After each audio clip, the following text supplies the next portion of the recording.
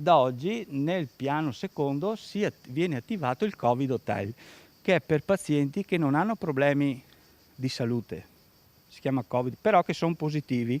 Il Covid Hotel di Valdobbiadene è ufficialmente attivo dalle 14 di questo pomeriggio. Tutti i turisti trovati positivi al virus nella Marca verranno accompagnati in questo edificio al secondo piano dell'ex ospedale Guicciardini, dove dovranno passare la quarantena. La struttura appena aperta ha visto arrivare in ambulanza 2 cittadini bulgari, marito e moglie di 55 anni, risultati positivi al Covid ieri all'aeroporto Canova di Treviso, e un turista francese. L'hotel, che dispone di 20 posti letto suddivisi in 3 camere doppie e 14 singole, tutte con bagno e televisione, potrà ospitare anche i residenti che sono impossibilitati a rispettare l'isolamento nella propria abitazione. Soltanto persone che hanno avuto un contatto stretto, che sono autosufficienti, che stanno bene e che non hanno altri posti per passare la quarantena o l'isolamento.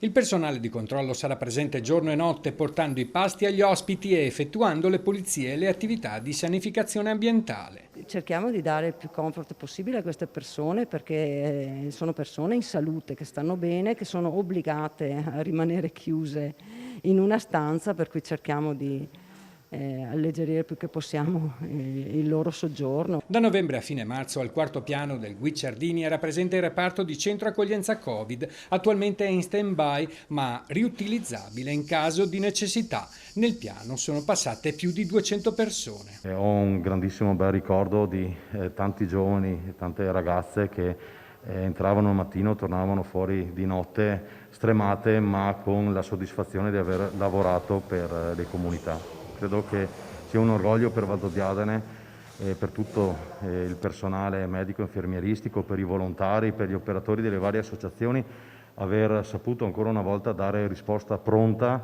sicura alle richieste. Ad ogni ospite l'ASL 2 addebiterà la quota del soggiorno. La tariffa è ancora in fase di modulazione.